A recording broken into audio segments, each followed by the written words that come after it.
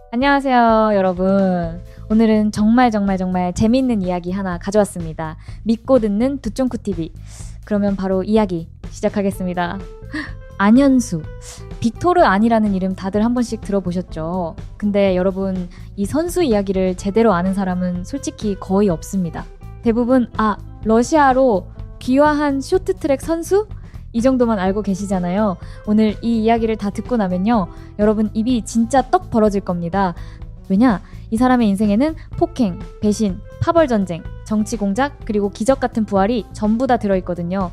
드라마 작가가 써도 이렇게 못 씁니다. 자, 오늘 이야기를 시작하기 전에 하나만 먼저 말씀드릴게요. 2011년 어느 날 러시아 빙상연맹 회장에게 전화가 한 통 걸려옵니다. 어디서 온 전화였을까요? 한국에서 온 전화였습니다. 전화 내용이 뭐였냐면요. 이 선수는 한국에서 문제가 많은 선수이니 절대로 받아들이시면 안 됩니다. 올림픽 금메달을 3개나 딴 자국의 영웅을요, 다른 나라에 전화해서 제발 데려가지 마세요가 아니라 절대 받지 마세요 라고 한 겁니다. 도대체 이게 무슨 상황입니까? 그리고 같은 시기 안현수의 코치였던 황익환 감독은 이런 말을 합니다. 안현수가 떠나기 전날 저와 같이 부둥켜 안고 울면서 한 말이 그거다. 가지 않을 수 있다면 가고 싶지 않다는 거다. 세계 최고의 선수가요, 자기 나라를 떠나면서 울고 있었던 겁니다. 왜?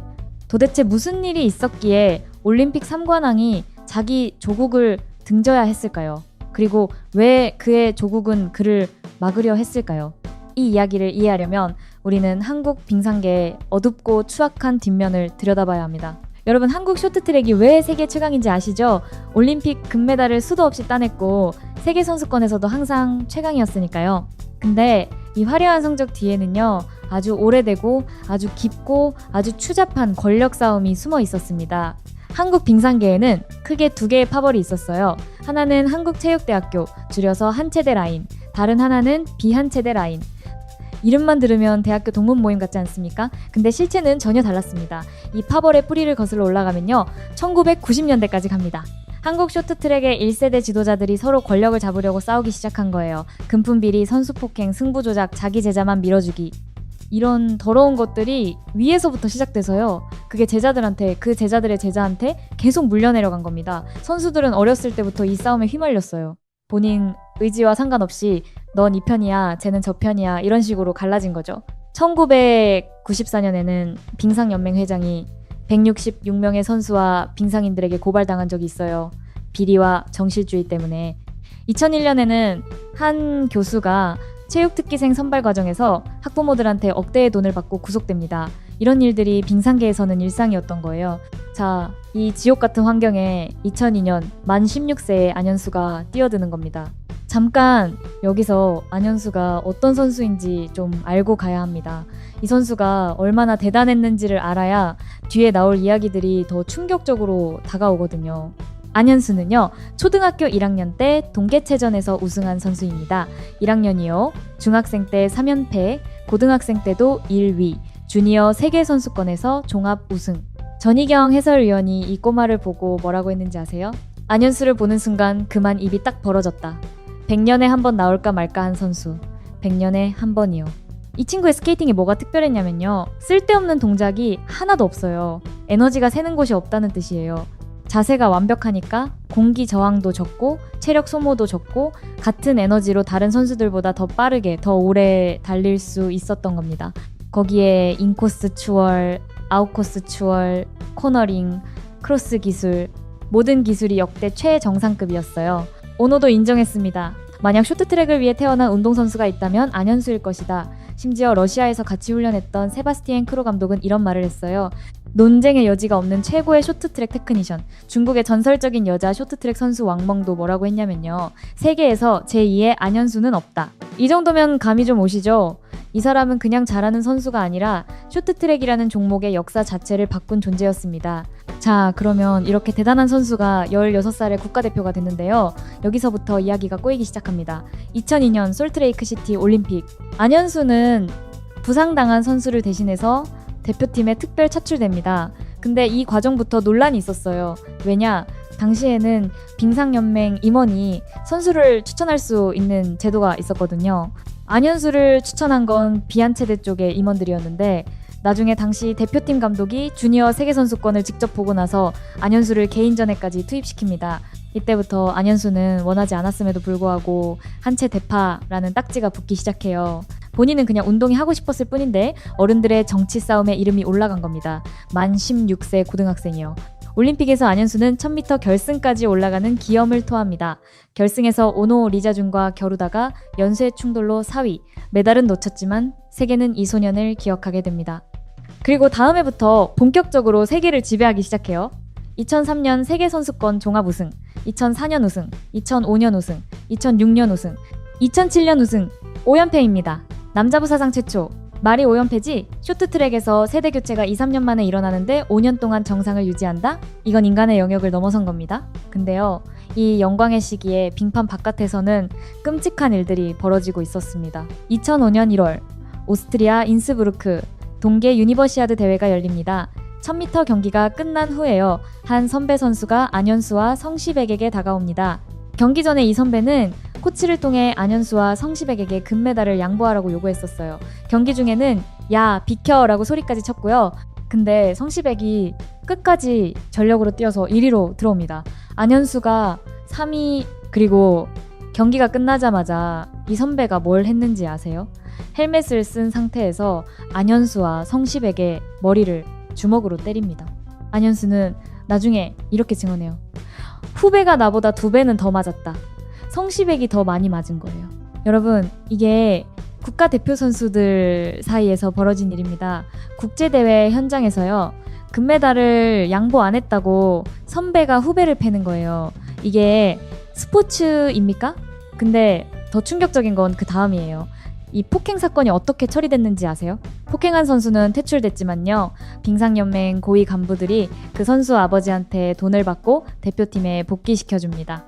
그리고 이 간부들은 학부모한테 금품을 받은 혐의로 불구속 입건됐어요. 그러니까 구타 가해자가 돈으로 복귀하고 그 돈을 받은 연맹 간부들이 수사를 받는 거예요.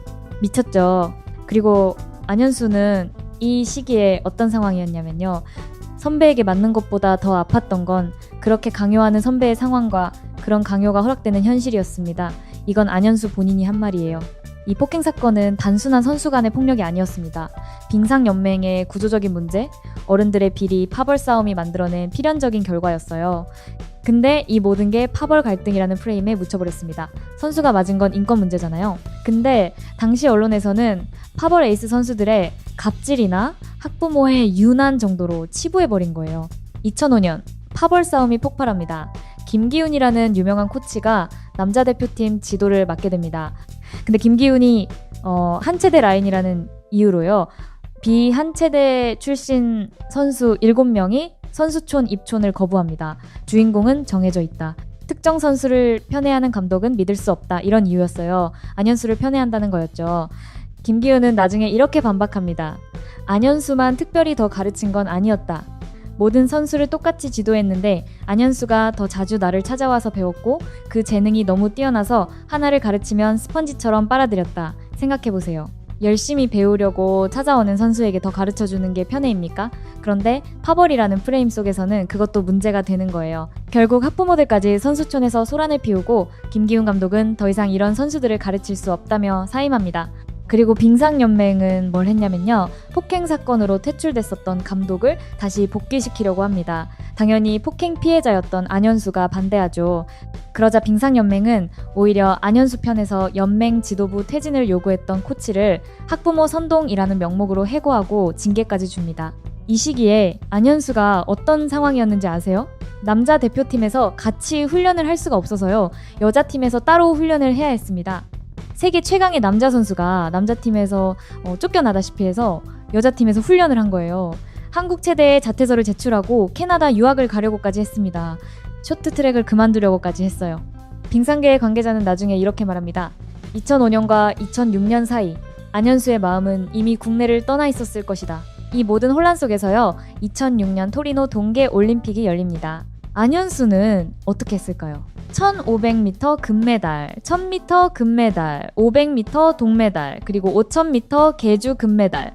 한 대회에서 금메달 3개, 동메달 1개. 총 4개의 메달을 목에 겁니다. 쇼트트랙 역사상 한 대회에서 4개의 메달을 딴 최초의 선수가 됩니다. 삼관왕, 황제의 탄생이었습니다. 특히 개주 결승은 지금 봐도 소름이 돋는 명장면이에요. 마지막 주자로 나선 안현수, 캐나다에 뒤지고 있던 상황에서 3바퀴를 남기고 터치를 받습니다. 그리고 미친듯이 달려서 캐나다의 마지막 주자를 아웃코스로 추월해요. 이게 얼마나 대단한 거냐면 아웃코스 추월은 인코스보다 거리가 길어서 훨씬 더 빨라야 하거든요. 근데 안현수는 그걸 마지막 2바퀴에서 해냅니다. 올림픽 신기록은 덤이었고요. 오너도 이 장면을 보고 뭐라고 했는지 아세요? 나중에 이 경기를 언급하면서 전설적인 안현수, 그는 2006년에는 굉장했고 2014년에는 독보적이었다고 합니다. 자기 최대 라이벌을 인정한 거예요. 근데요, 이 감동적인 올림픽 뒤에 숨겨진 장면이 있습니다. 개주 금메달 직후 다른 선수들인 이호석, 송서구, 오세종, 서호진이 빙판 위에서 자기들을 지도했던 전현직 코치에게 큰 절을 올리는 세레모니를 합니다. 근데 안현수는 그들과 멀찌감치 떨어져서 혼자 반대편에 서 있었어요. 같은 팀이 금메달을 딴 순간인데 선수들이 갈라져 있는 겁니다. 이게 파벌의 현실이었습니다. 같은 팀인데 밥도 따로 먹고 대화도 없고 같은 시간에 운동하면서도 말 한마디 없는 상황.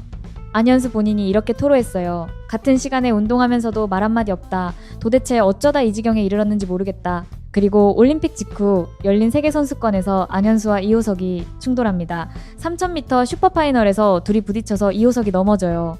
100번 넘게 비디오 판독을 한 결과 고의가 아닌 것으로 결론이 나지만 불은 이미 붙어버렸습니다. 귀국하는 인천공항에서 안현수의 아버지 안기원 씨가 빙상연맹 부회장과 멱살잡이를 합니다. 이호석과 오세종이 짜고 안현수를 방해했다고 주장하면서요. 이 장면이 TV로 방송되면서 난리가 납니다. 당시 남자팀 코치는 이런 인터뷰까지 해요. 현수가 스포츠에 도전하는 것이 아니라 누군가를 죽이기 위해서라고요? 올림픽 3관왕한테요? 이게 코치가 할 말입니까? 근데 실제로 안현수와 이호석은 신목고 선후배 사이로 같은 방을 쓰며 친하게 지내던 사이였어요. 나중에 공개된 바에 따르면 둘의 관계는 세간에 알려진 것과 달리 나쁘지 않았다고 합니다. 2022년에 송서구가 한 유튜브 방송에서 이렇게 말해요. 선수들 사이는 문제가 없었다. 어른들의 싸움에 휘말려 든 것이다.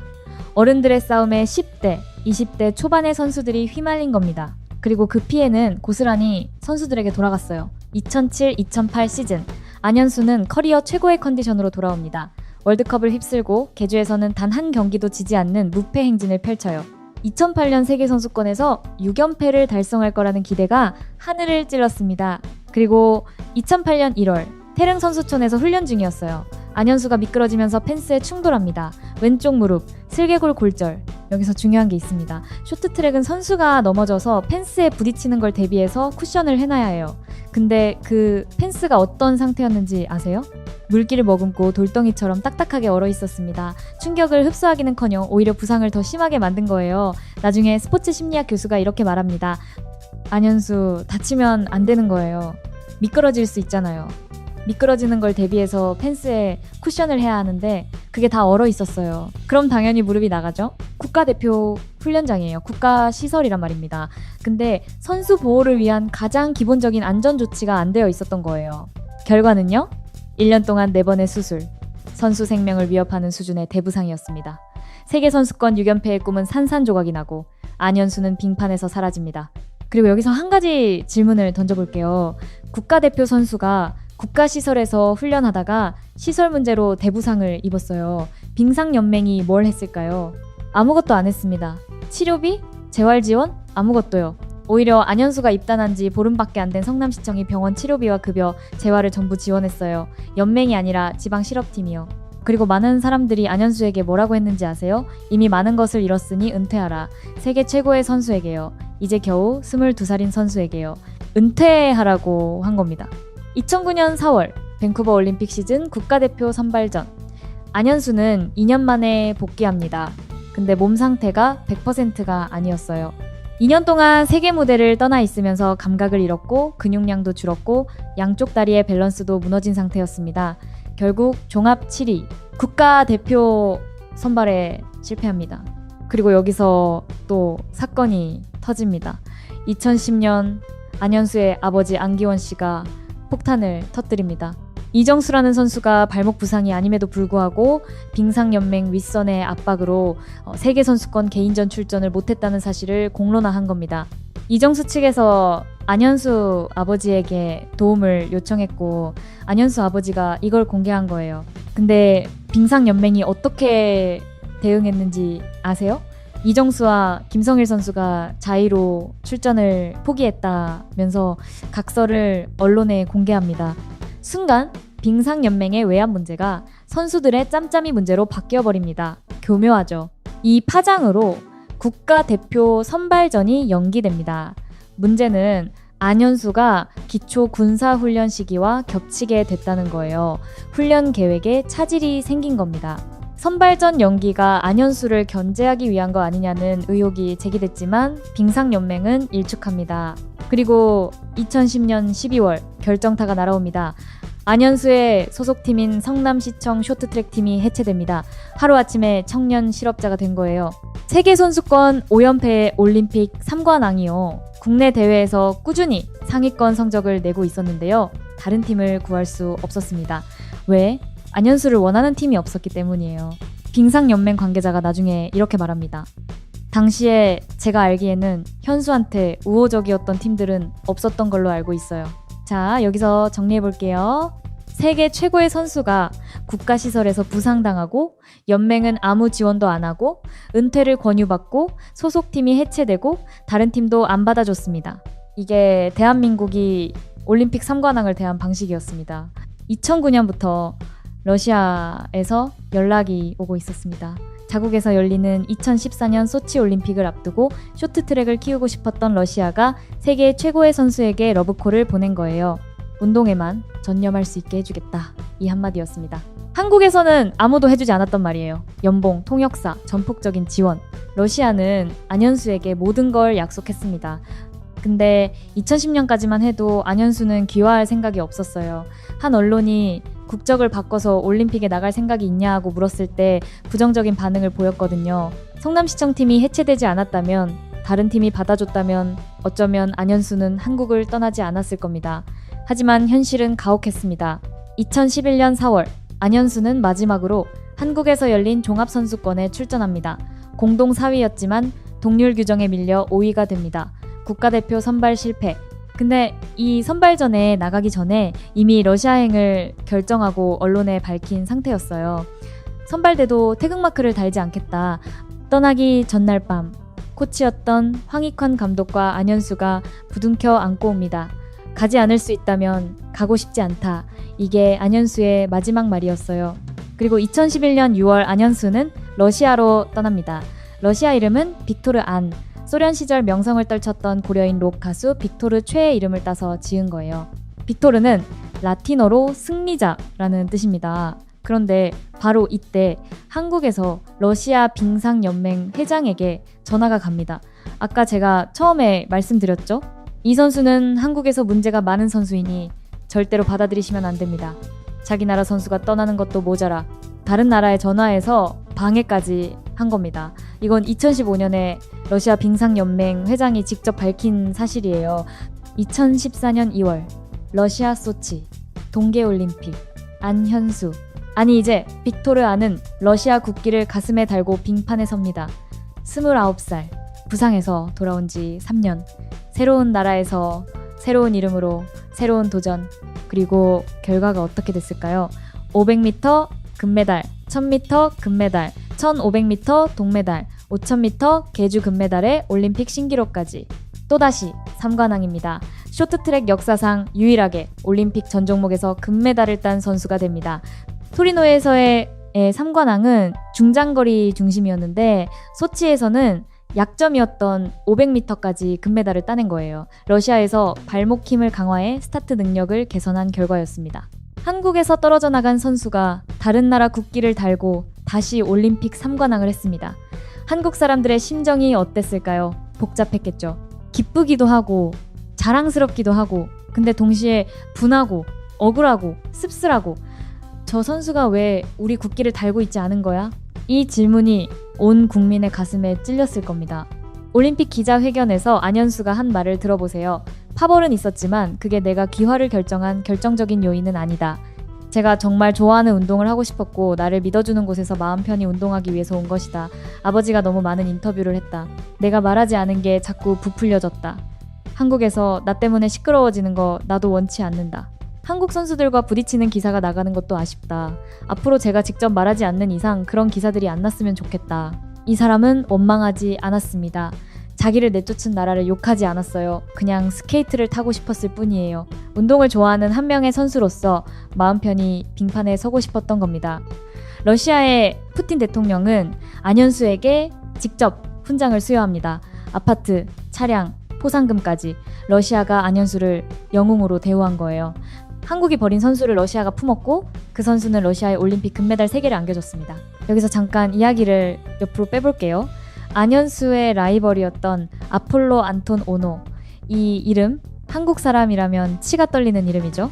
2002년 솔트레이크시티 올림픽 1500m 결승, 김동성이 1, 2로 달리고 있었어요. 오노가 뒤에서 추월을 시도하지만 실패합니다. 그런데 마지막 코너를 앞두고 오노가 뭘 했냐면요, 갑자기 두 손을 들어 올립니다. 나 반칙당했어요 이러면서요, 김동성이 의도적으로 자기를 막았다는 식으로 심판에게 어필한 거예요. 근데 영상을 보면은 김동성은 아무것도 안 했거든요. 정상적으로 인코스에 붙어서 달리고 있었을 뿐이에요. 오노가 들어갈 공간 자체가 없었던 건데 그걸 마치 김동성이 길을 막은 것처럼 연기를 한 겁니다. 할리우드 액션이요. 그리고 호주인 심판 제임스 휴이 씨가 김동성을 실격시켜버립니다. 오노가 금메달을 가져갑니다. 경기 후 오노가 뭐라고 했는지 아세요? 김동성이 실격될 것을 확신했다. 이때 한국이 얼마나 분노했는지 여러분도 기억하시거나 들어보셨을 거예요. 반칙광이라는 별명, 할리우드 액션이라는 유행어, 심지어 버킹 USA라는 노래까지 유행했을 정도였으니까요. 그리고 이 악연은 안현수와도 이어집니다. 2003년부터 2007년까지 안현수는 세계선수권에서 오노를 매번 이기면서 5연패를 달성해요. 오노는 점점 안현수를 이길 수 없다는 걸 인정하게 되죠. 토리노 올림픽 1000m 결승에서도 안현수에게 밀려 동메달에 그칩니다. 나중에 오노가 고백하기를, 안현수와 이호석에게 진 후 3일 동안 잠을 설쳤다. 경기를 수천 번 돌려봐도 믿을 수 없었다. 오노는 은퇴 후 이런 말을 남겼습니다. 전설적인 안현수, 그는 2006년에는 굉장했고 2014년에는 독보적이었다. 라이벌이 이 정도로 인정하면 그건 진짜 넘사벽이었다는 뜻이죠. 근데요, 이 오노의 그 할리우드 액션 DNA가 미국 쇼트트랙에서 완전히 사라지지 않았다는 걸 우리는 아주 최근에 또 한번 목격하게 됩니다. 이건 조금 이따가 말씀드릴게요. 2020년 4월 안현수는 공식 은퇴를 선언합니다. 고질적인 무릎 부상과 추가 부상이 더 이상 견딜 수 없는 수준이었거든요. 은퇴 후 안현수는 한국에서 지도자 생활을 하고 싶었습니다. 2018년에 러시아의 코치 제안을 거절하고 한국에 돌아와서 준비를 했어요. 근데 당시 빙상계가 여러 문제로 정부 조사를 받고 있었고 상황이 여의치 않았습니다. 결국 2020년 중국의 러브콜을 받아들입니다. 중국 쇼트트랙 국가대표팀의 테크니컬 코치로 부임한 거예요. 연봉이 약 5억 6천만 원에 달했다고 합니다. 중국은 안현수를 전설의 거성이라 부르면서 극진히 대우했어요. 근데 2022년 베이징 올림픽, 여기서 일이 터집니다. 남자 1000m에서 중국이 편파 판정으로 금메달을 획득합니다. 한국의 황대헌, 헝가리의 리우, 샤오린 또르 등이 이해할 수 없는 판정으로 실격당하고 중국의 런쯔웨이가 금메달을 차지한 거예요. 이때 안현수가 오성홍기 마스크를 쓰고 있는 사진이 돌면서 한국에서 엄청난 비난을 받습니다. 사실 남자 1000m 경기 당시 촬영된 사진은 안현수 본인이 아니었어요. 하나는 외모가 비슷한 중국 여자 코치의 사진이었고 다른 하나는 이틀 전 혼성 개주 때의 사진이었습니다. 하지만 이미 여론은 돌아선 뒤였죠. 한국의 반중 정서가 극에 달한 상황에서 한국 태생의 코치가 중국 팀에서 일하고 있다는 것 자체가 공격의 대상이 된 겁니다.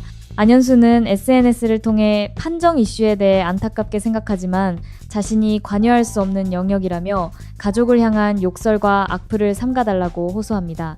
중국에서는 전설, 위대한 운동선수라고 찬사를 받는데 한국에서는 나라를 배신한 사람이라고 욕을 먹는 거예요. 같은 사람인데 두 나라에서 완전히 다른 대우를 받고 있었습니다. 자, 여러분, 방금 베이징 올림픽에서 황대헌이라는 선수가 편파 판정을 뚫고 금메달을 땄다고 했죠. 그 이야기는 나중에 다시 할게요. 그 전에 먼저 보여드려야 할 장면이 있습니다. 2026년 2월 밀라노 동계올림픽 쇼트트랙 남자 500m 준준 결승. 한 선수가 중국 유니폼을 입고 빙판에 섭니다. 이름은 린샤오쥔. 8년 만에 올림픽이에요. 이 대회에 출전하기 위해 어깨 탈구 수술까지 미뤘습니다. 500m는 이 선수가 중국 기화 이후 주 종목으로 삼은 종목이에요. 마지막 메달 찬스, 마지막 기회. 결과요? 이렇다 할 추월 시도 한 번 없이 조사위로 탈락합니다. 무기력하게. 그 전에 뛴 1000m? 준준결승에서 꼴찌 탈락. 1500m? 미끄러져서 완주도 못했습니다.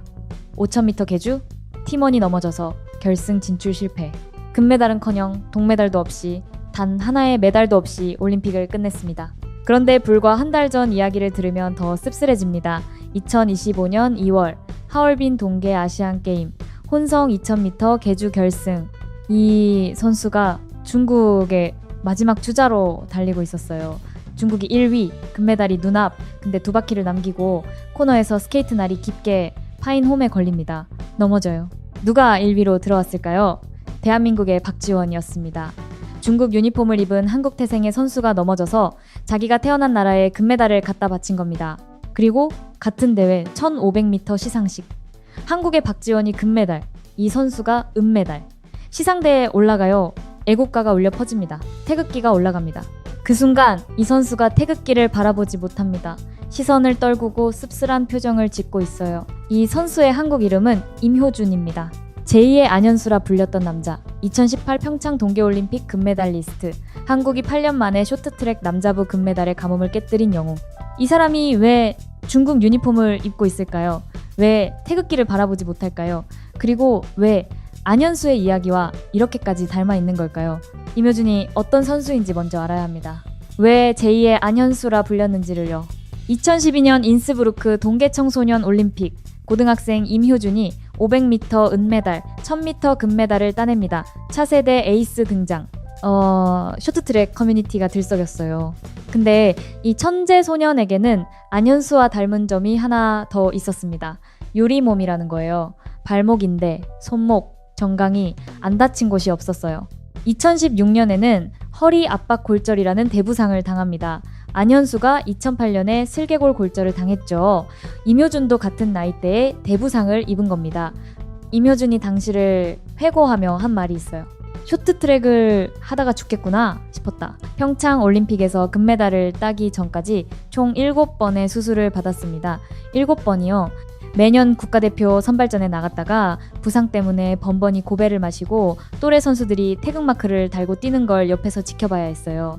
남들보다 부상이 많았고 국가대표 선발전 때마다 떨어지는 동안 또래 선수들이 뛰는 것을 보고 많이 힘들었다. 근데 여기서 포기 안 합니다. 안현수가 무릎 수술 4번 받고도 복귀한 것처럼 임효준도 7번의 수술을 견디고 2017년 국가대표 선발전에 나갑니다. 결과가 어떻게 됐을까요?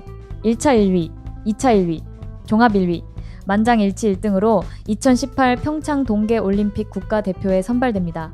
이 선수의 기술이 뭐가 특별했냐면요.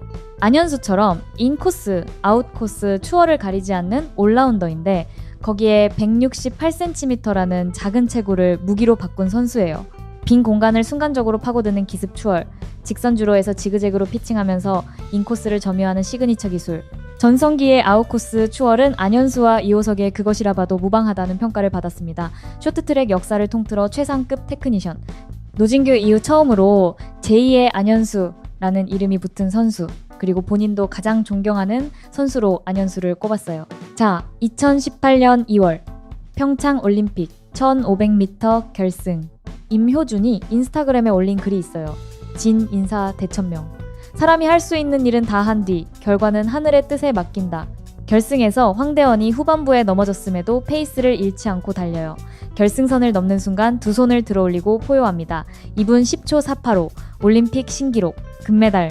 대한민국 쇼트트랙 남자부가 소치에서 노메달이라는 수모를 당한 뒤 4년 만에 금메달을 되찾은 순간이었습니다.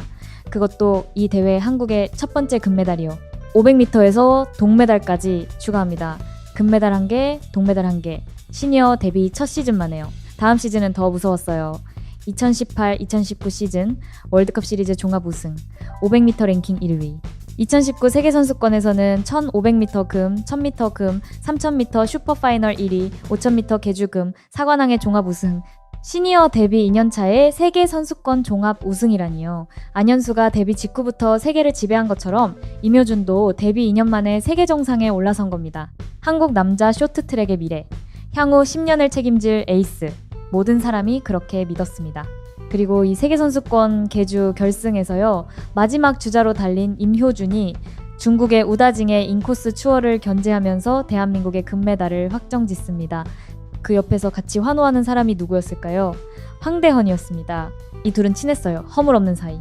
심석희의 인스타 라이브에서 황대헌이 누워있는 임효준의 엉덩이를 쿠션으로 치면서 얼굴 좀 보여달래 라고 장난치는 모습이 잡힐 정도였고, 세리머니도 같이 기획해서 할 정도로 가까웠습니다.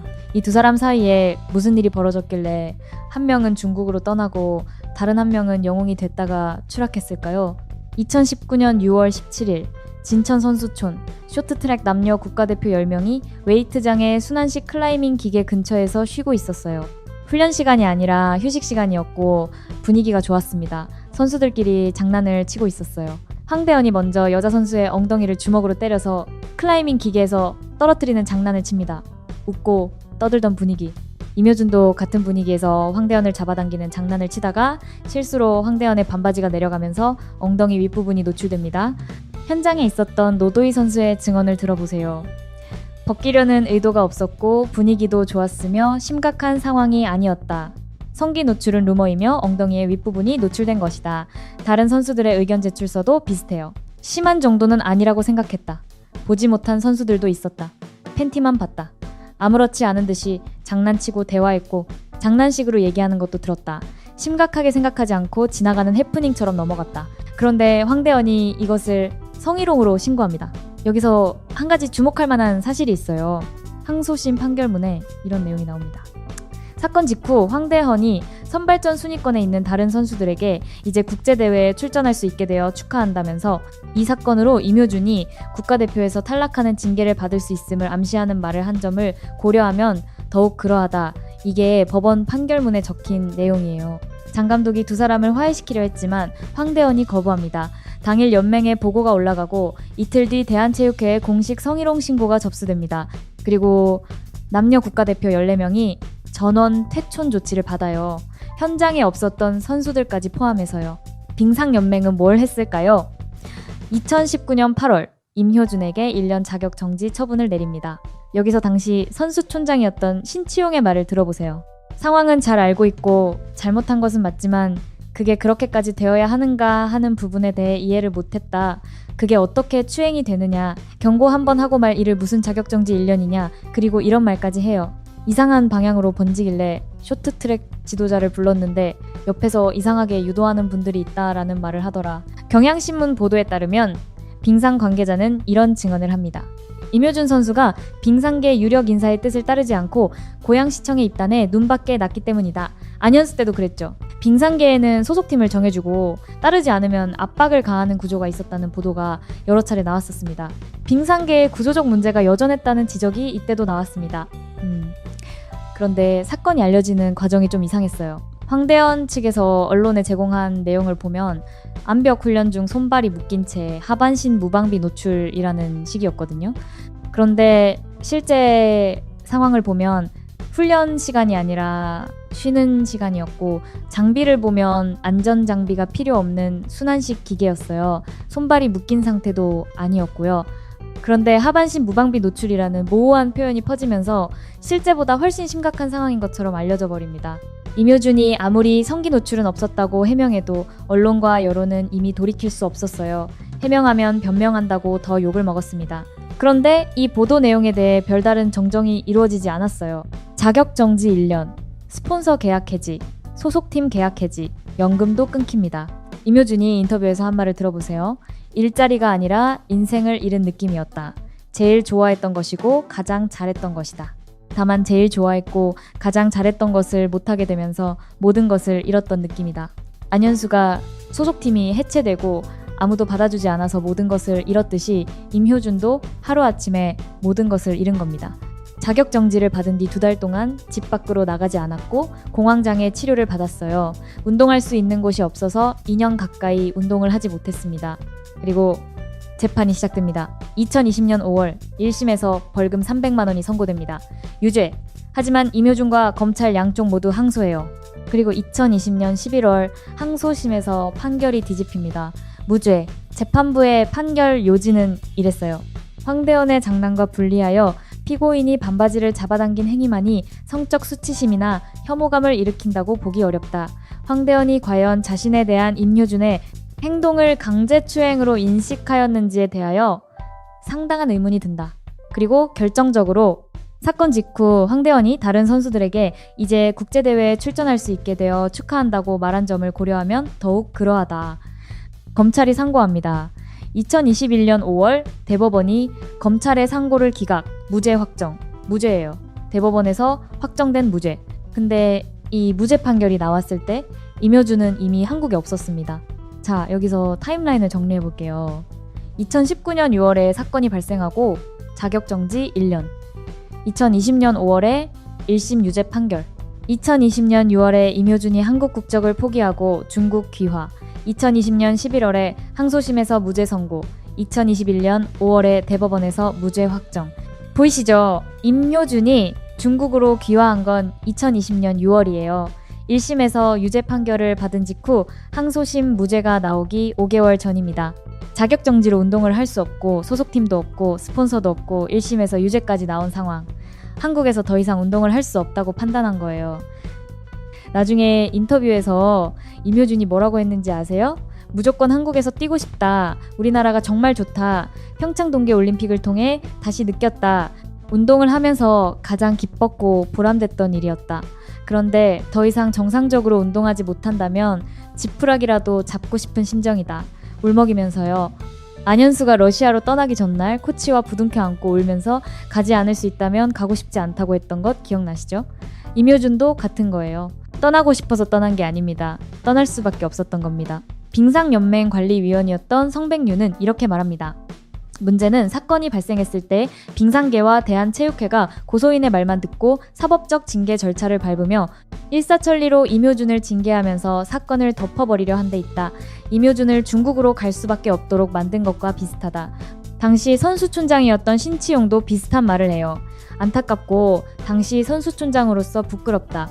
안현수 때와 너무 닮지 않았나요? 안현수는 파벌 갈등에 휘말리고 폭행을 당하고 부상 후 방치되고 소속팀이 해체되고 설 자리가 없어져서 러시아로 갔습니다. 임효준은 빙상계 내부 갈등에 휘말리고 장난이 사건으로 비화되고 자격정지를 받고 모든 것을 잃고 설 자리가 없어져서 중국으로 갔습니다. 구조가 똑같아요. 20년이라는 세월이 흘렀는데 빙상계의 구조적 문제는 달라지지 않았던 겁니다. 천재가 나타나면 파벌에 끼워 넣으려 하고 말을 안 들으면 밀어내고 밀려난 선수는 다른 나라로 가고 그러면 배신자라고 욕하고 임효준은 중국 이름을 린샤오쥔으로 바꿉니다. 그리고 중국에서 새 출발을 하려는데요. 여기서 또 한 가지 아이러니가 있어요. 2022년 베이징 올림픽. 임효준은 출전할 수가 없었습니다. IOC 규정에 따르면 국적 변경 후 이전 국적으로 마지막 출전한 국제대회로부터 3년이 지나야 해요. 임효준이 한국 대표로 마지막 뛴 게 2019년 3월, 베이징 올림픽은 2022년 2월, 단 1개월 차이로 출전 불가. 그리고 대한빙상경기연맹이 예외 승인에 동의해주면 가능한데요. 동의하지 않았습니다. 그래서 임효준은 기화 이후였던 올림픽에도 나가지 못한 채 중국에서 3년 넘게 국제대회 공백기를 보냅니다. 코로나와 중국의 봉쇄 정책까지 겹치면서요. 그런데요, 이 선수 안현수처럼 포기하지 않습니다. 2022-2023 시즌 4년 만에 국제대회에 복귀합니다. 체력은 바닥이었고 부상도 계속됐어요. 1차 월드컵에서 넘어져서 허리 부상, 4대6 선수권에서도 기권, 중국 네티즌들한테 엄청난 비난을 받아요. 근데 시즌 막바지 5차 월드컵에서 500m 금메달을 따내면서 4년 만에 첫 개인전 금메달을 획득합니다. 코치진에게 안겨서 울었어요. 2024 세계선수권에서는 500m 금메달을 포함해 3관왕을 달성합니다. 중국의 에이스로 완벽한 부활. 부상으로 체력이 떨어져서 아웃코스 추월은 예전만 못하지만 순간 스피드와 인코스 추월로 단거리에서 여전히 세계 최정상급이라는 걸 증명한 거예요. 안현수가 소치에서 29살에 삼관왕을 하며 부활한 것처럼 임효준도 28살에 세계선수권 삼관왕으로 부활했습니다. 그리고 재미있는 건요. 임효준이 중국에서 훈련할 때 안현수가 중국 대표팀 코치로 있었다는 거예요. 임효준이 중국 국가대표 선발전을 뛸 때 안현수 코치가 옆에서 예전 폼이 아니다 라고 지적하기도 했어요. 제2의 안현수라 불렸던 선수가 진짜 안현수한테 코칭을 받고 있었던 겁니다. 이게 운명이 아니면 뭐겠어요. 그리고 2018 세계선수권 500m 예선에서의 일화가 있어요. 임효준이 선두로 달리다 넘어질 뻔했는데 안현수가 도와줘서 예선을 통과한 적이 있습니다. 가장 존경하는 선수한테 도움을 받은 거예요. 그리고 몇 년 뒤 같은 나라 유니폼을 입고 같은 빙상장에 서게 되는 거죠. 자, 이제 황대현 이야기를 해볼 차례입니다. 임효준이 중국으로 떠난 뒤 한국 남자 쇼트트랙의 에이스는 자연스럽게 황대현이 됩니다. 2022 베이징 올림픽 앞에서 말씀드렸듯이 편파 판정 논란이 극심했어요. 남자 1000m에서 황대현이 이해할 수 없는 판정으로 실격당하고 중국의 런쯔웨이가 금메달을 가져갔죠. 한국 전체가 분노했습니다. 근데 황대현이 1500m에서 이 모든 분노를 금메달로 승화시켜요. 편파 판정을 뚫고 압도적인 경기력으로 금메달 올림픽 영웅이 탄생한 순간이었습니다. 그런데요, 시간이 지나면서 분위기가 바뀌기 시작합니다. 베이징 올림픽에서 황대현의 주목도가 올라가면서 2019년 임효준 사건이 본격적으로 재조명되기 시작한 거예요. 항소심 판결문이 공개되면서 사건 직후 다른 선수들에게 축하한다고 말했다는 사실이 알려지고 목격자들의 증언이 하나둘 수면 위로 올라오고 당시 언론에 알려진 내용이 실제 상황과 다른 부분이 있었다는 것도 밝혀집니다. 처음에 올림픽 영웅으로 추앙받던 황대현은 점점 평판이 나빠지기 시작해요. 그리고 2025년 하얼빈 아시안게임 임효준이 편파 판정 논란 속에서도 500m 금메달을 따냅니다. 한국 팬들이 어떤 반응을 보였을까요? 놀랍게도 수많은 대한민국 국민들이 중국 유니폼을 입은 임효준을 축하해줬어요. 임효준이 오죽하면 중국으로 갔겠나 이런 반응이 주류가 된 겁니다. 반면 2026 밀라노 올림픽 황대현이 1500m 은메달을 빱니다. 근데 대중의 반응이요? 축하보다 비난이 쏟아져요. 인터뷰에서의 태도 논란까지 겹치면서 한때 올림픽 영웅이었던 황대현에 대한 여론이 완전히 뒤집힌 겁니다. 같은 밀라노에서 임효준은 메달 하나 없이 올림픽을 끝냈습니다. 1000m 꼴찌 탈락, 1500m 넘어져서 완주 실패, 500m 무기력 탈락. 8년 만의 올림픽이었는데요. 그래도 인터뷰에서 이렇게 말합니다. 황대현과의 일은 다 지난 일이니 신경 쓰지 않고 그저 운동선수로서 최선을 다하는 모습을 보여주고 싶다. 여러분, 이 두 사람을 비교해보세요. 임효준은 모든 것을 잃었지만 원망의 말을 하지 않습니다. 사건 이후에도 아직도 미안하며 다시 사과하고 싶다라고까지 해요.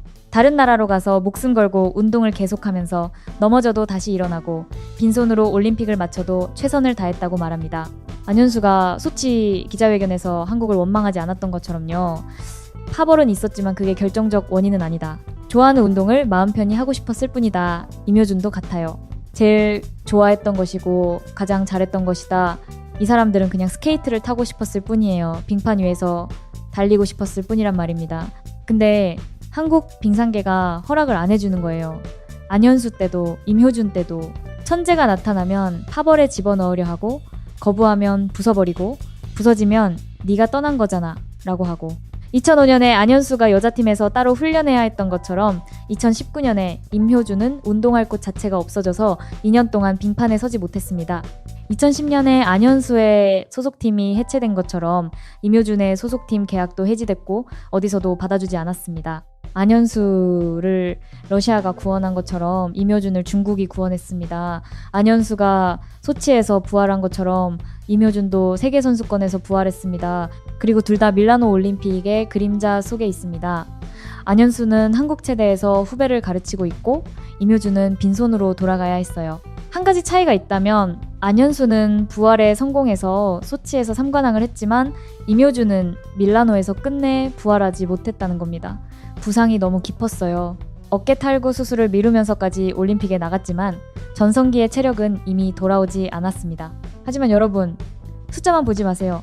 올림픽 금메달 1개, 세계선수권 금메달 9개, 월드컵 금메달 12개 이 모든 걸 고작 국가대표 활동 6시즌 만에 이뤄냈어요. 그것도 한국에서 2시즌, 3년 넘는 공백, 중국에서 4시즌.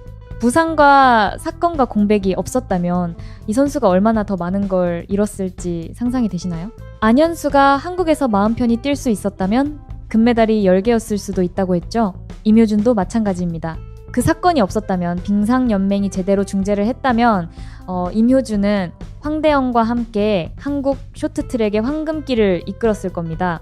두 사람이 적이 아니라 라이벌로서 서로를 밀어 올리면서요. 근데 현실은 한 명은 중국으로 쫓겨나고 다른 한 명은 영웅이 됐다가 추락하고 둘 다 행복하지 않은 결말이에요. 안현수는 이렇게 말했습니다. 좋아하는 운동을 마음 편히 할 수 있는 환경이 필요했다. 임효준은 이렇게 말했습니다. 제일 좋아했던 것이고 가장 잘했던 것이다. 이 두 사람의 이야기가 우리에게 묻고 있는 거예요. 대한민국은 왜 자국의 천재들이 마음 편히 스케이트를 탈 수 있는 나라가 되지 못했는가? 자, 여러분, 임효준과 황대현 이야기 여기서 일단 멈추고 다시 안현수의 이야기로 돌아가겠습니다.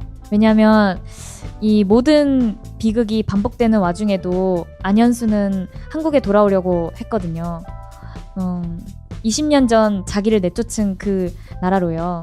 근데 거기서 또 무슨 일이 벌어졌을까요? 2023년 1월 한국으로 돌아온 안현수에게 기회가 찾아옵니다. 성남시청 쇼트트랙팀 코치에 지원한 거예요. 중국, 러시아 외에 다른 나라 대표팀에서도 장기 계약을 제안받았지만 다 거절하고 한국에서 지도자를 하겠다고 결심한 겁니다. 그런데 빙상지도자연맹이라는 단체가 성명서를 냅니다. 뭐라고 했냐면요. 안현수는 올림픽 메달 연금을 일시불로 받고 러시아로 귀화한 사람이다. 이중국적이 된다고 거짓말을 하고 한국을 버린 것이다. 도덕적으로 문제가 있다. 안현수가 12년 만에 자신의 입장을 밝힙니다. 인스타그램을 통해서요. 2011년 6월 러시아 빙상연맹 회장으로부터 귀화 제안을 받았고 이중국적이 가능한지 알아본 것은 사실이다. 하지만 해당되지 않는 것을 알게 된 후 7월에 귀화 결정을 했다. 그리고 일시금으로 받았던 연금은 돌려드리는 게 맞다고 판단해서 심장수술이 필요한 아이와 재활이 필요한 운동선수 후배들에게 기부했다. 기부한 금액 중 일부는 고 노진규 선수의 가족에게 전달됐다는 것도 빙상연맹 관계자가 확인해줍니다. 결과는 코치직에서 낙마합니다. 성남시청은 후보자 중 누구도 채용하지 않았어요. 그리고 나중에 밝혀진 사실이 뭐냐면 그 빙상지도자연맹이 일부 언론들을 통해 당시 지원했던 특정 후보자의 측근이었고 그 특정 후보자에게는 징계 이력이 있었다는 겁니다. 빙상계의 파벌 정치가 20년이 지나도 여전히 살아 있었던 거예요. KBS와 일부 언론에서는 이를 파벌 갈등이라고 지적했고 한겨레는 한국 빙상 지도자 전체의 의견이 아니며 이름을 공개하지 않는 폐쇄적인 단체라고 비판합니다. 네, 결국 안현수는 모교인 한국체육대학교에서 지도자 생활을 시작합니다. 2024년 3월 입학식에서 신입생들에게 이런 축사를 남겨요. 항상 겸손하며 실패를 두려워 말고 도전하세요. 그리고 꿈을 가지시길 바랍니다. 올림픽 금메달 6개, 세계선수권 우승 6회의 전설이 대학교에서 후배들을 가르치며 조용히 새 출발을 한 겁니다. 자, 이제 아주 최근 이야기를 해볼게요. 2026년 밀라노 코르티나 단페초 동계올림픽, 바로 지금의 이야기입니다. 쇼트트랙 혼성 2000m 계주 준결승 한국팀이 달리고 있었어요. 근데 미국 선수 코린 스토다드가 1위로 달리던 캐나다 선수를 인코스로 추월하려다가 얼음에 걸려 넘어집니다. 그리고 빙판 바깥으로 밀려나가면서 아웃코스로 달리던 한국의 에이스 김길리를 덮칩니다. 한국과 미국 동반 탈락. 이 장면을 본 한국 팬들의 분노가 어땠을까요? 즉각적으로 24년 전 오노의 할리우드 액션이 소환됩니다. 또 미국이야? 또 우리 선수를 넘어뜨린 거야? SNS에는 스토다드를 비난하는 댓글이 쏟아졌고 스토다드는 의도하지 않은 일이라며 공개 사과를 합니다. 물론 이번에는 오노의 할리우드 액션과는 성격이 다릅니다. 스토다드는 고의가 아니라 정말 넘어진 거였거든요. 하지만 한국 팬들에게는 또 미국 때문에 메달을 놓쳤다는 트라우마가 다시 터진 거예요. 20년이 넘었는데도 그 상처가 아물지 않은 겁니다. 이 사건은 쇼트트랙이라는 종목의 본질적인 특성을 보여줍니다. 좁은 빙판 위에서 여러 명이 칼날을 달고 시속 50km 넘게 달리는 거예요. 한 사람이 넘어지면 도미노처럼 다른 선수까지 쓸려가는 거죠. 실력만으로는 안 되는 운도 필요한 잔인한 종목입니다. 안현수가 그 오랜 세월 동안 넘어지는 장면이 손에 꼽을 정도로 드물었다는 게 이 종목에서 얼마나 경이로운 일인지 이 사건을 보면 새삼 느끼게 됩니다. 그래서 안현수의 귀화 누구 탓일까요? 이 부분이 가장 복잡하고 가장 많은 논쟁이 있는 부분입니다. 정리해 볼게요. 안현수 본인은 뭐라고 했을까요? 2014년에는 파벌은 있었지만 기화의 직접적 원인은 아니다.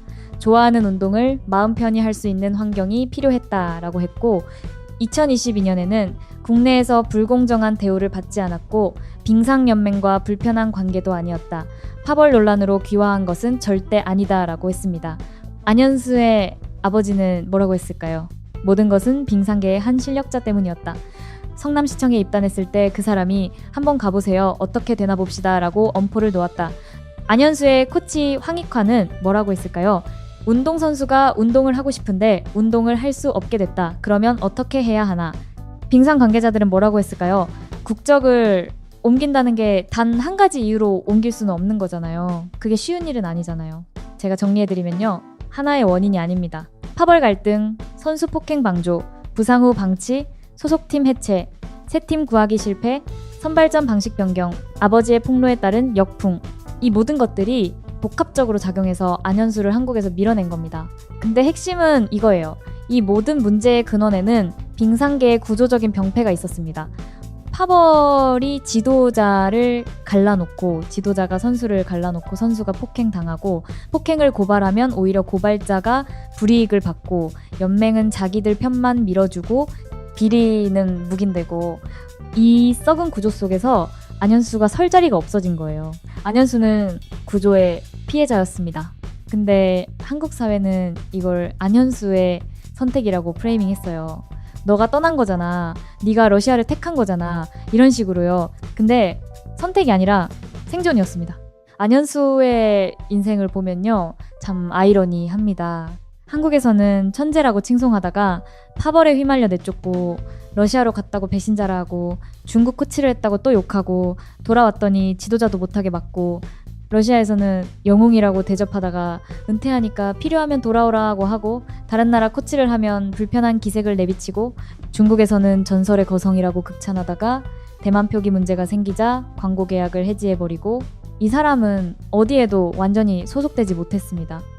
한국인이면서 러시아인이고 러시아인이면서 중국의 코치였고 지금은 다시 한국에서 후배를 가르치고 있어요. 러시아 정치인 스베틀라나 주로바가 한 말이 이 사람의 정체성을 가장 잘 요약합니다. 그는 한국에 돌아가길 원하는 것 같다. 그는 결국 러시아인보다는 한국인에 더 가깝기 때문이다. 네, 마지막으로 안현수라는 선수의 위대함을 다시 한번 이야기하고 싶습니다. 숫자로 보면요. 올림픽 금메달 6개, 올림픽 메달 총 8개, 세계선수권 종합 우승 6회, 세계선수권 금메달 20개, 월드컵 금메달 67개, 총 메달 129개, 1500m 세계 기록 보유, 3000m 세계 기록 보유, 1000m 올림픽 기록 보유, 5000m 개주 올림픽 기록 보유. 이건 그냥 숫자예요. 진짜 대단한 건 숫자 뒤에 있는 이야기입니다. 10대 때부터 파벌에 휘말리고 선배에게 맞고 어른들의 정치 싸움에 이용당하고 국가시설에서 부상당하고 연맹에 방치당하고 소속팀이 해체되고 아무도 받아주지 않고 다른 나라로 떠나야 했고 배신자라 욕먹고 그럼에도 불구하고 빙판 위에 다시 서서 또 금메달을 따냈습니다. 오노가 이런 말을 했죠. 만약 쇼트트랙을 위해 태어난 운동선수가 있다면 안현수일 것이다. 맞는 말이에요. 이 사람은 쇼트트랙을 위해 태어났고 쇼트트랙만을 위해 모든 것을 견뎌냈습니다. 왕멍은 이렇게 말했습니다. 세계에서 제2의 안현수는 없다. 루슬란 자하로프는 이렇게 말했습니다. 나는 평생 빅토르 안에게 감사할 것이다. 아리안나 폰타나는 이렇게 말했습니다. 그로부터 축하한다와 잘했다는 말을 들은 것을 어떻게 표현해야 할지 모르겠다. 그리고 폴 마케이지라는 사람이 한마디로 정리해줬어요. 많은 이름으로 알려져 있지만 기억해야 할 단 하나는 고트, 그레이티스트 오브 올 타임, 역대 최고. 안현수의 왼쪽 옆구리에는 한자 문신이 새겨져 있습니다. 초심불망 마부작침, 초심을 잊지 말고 도끼를 갈아 바늘을 만든다. 오른쪽 어깨에는 태극기와 러시아 국기 문신이 나란히 있고 등에는 오륜기 문신이 있어요. 쇄골에는 아내에 대한 영문 문장이 새겨져 있습니다. 이 문신들이 안현수의 인생을 그대로 보여준다고 생각해요. 지금 안현수는 한국체육대학교에서 후배들을 가르치고 있습니다. 화려한 스포트라이트 대신 조용한 빙상장에서요. 하지만 그가 후배들에게 전해주는 것은 기술만이 아닐 겁니다. 넘어져도 다시 일어나는 법, 세상이 등을 돌려도 자기가 사랑하는 것을 포기하지 않는 법, 그걸 가르치고 있을 거예요. 자, 여러분, 오늘 이야기 어떠셨습니까? 안현수라는 한 사람의 인생에 이렇게 많은 이야기가 담겨 있을 줄 아셨나요? 파벌, 폭행, 배신, 부상, 기화, 올림픽 영광, 편파 판정, 정치 공작, 그리고 조용한 기환까지. 이건 한 편의 영화가 아니라 진짜 한 사람의 인생입니다. 만약 안현수가 한국에서 마음 편히 스케이트를 탈 수 있었다면 올림픽 금메달이 6개가 아니라 10개였을 수도 있어요. 한국 국기를 달고요. 근데 그런 세상은 오지 않았고 안현수는 자기만의 방식으로 자기 인생을 살아냈습니다. 여러분 중에 지금 힘든 상황에 계신 분이 있다면 안현수를 한번 떠올려 보세요. 세계 최고였던 사람도 하루아침에 갈 곳이 없어졌어요. 근데 포기하지 않았습니다. 울면서도 떠났고 다른 나라에서 다시 일어섰고 돌아와서 또 새로운 시작을 했어요. 가지 않을 수 있다면 가고 싶지 않다. 이 말을 하면서도 떠났던 사람이 결국 돌아왔습니다. 그게 안현수고 그게 빅토르 아니고 그게 이 이야기의 결말입니다. 오늘도 긴 이야기 들어주셔서 감사합니다. 믿고 듣는 두쫑쿠TV, 다음에 더 재미있는 이야기로 돌아오겠습니다. 구독과 좋아요, 알림 설정 꼭 부탁드립니다. 그럼 다음 이야기에서 만나요.